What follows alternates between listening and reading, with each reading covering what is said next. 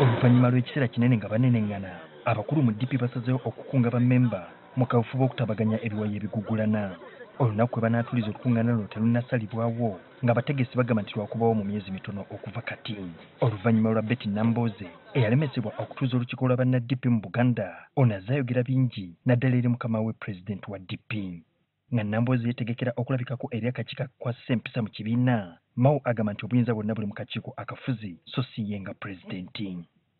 Naye Kasamba nga nkyali mu ofiisi eno nga pulezidenti wa DP, omuntu yenna ayagala okutta ekibiina ajja kumala kunzita.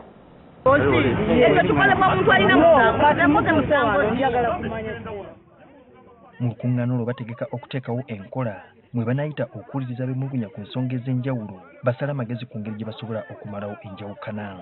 Enjawukana ezo ze zaavaako okwabuluka kw'olukiiko Nambooze lwe yayita ensambya ku nkomerero y'omwezi oguwedde. Ekikulu kiri nti ffenna buli omu yeetaaga munne. Tusuubira nti mu myezi egitali gyawala buli omu tujja kumuyita. Akakiiko tujja kayita akakiiko ak'okwegatta. Ebyo ng'obitadde ku bbali, Nobert Mao avumiridde eky'okukwatibwa kwa Dr. Stella Nyanzi n'aggulako emisango egyekuusa okutyobola ekitiibwa ky'omukulembeze w'eggwanga. Tekigasa kugamba nti Stella Nyanzi mulalu. Eggwanga lyonna lilaluse. Byalwanirira bituufu.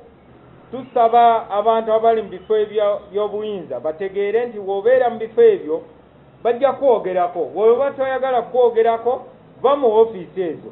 Ono era akubye ebituli mu ngeri minisita w'ensonga z'abakozi Herbert Kabafunzaki gye yakwatiddwamu ku misango egy'okulya ekyojja mu miro.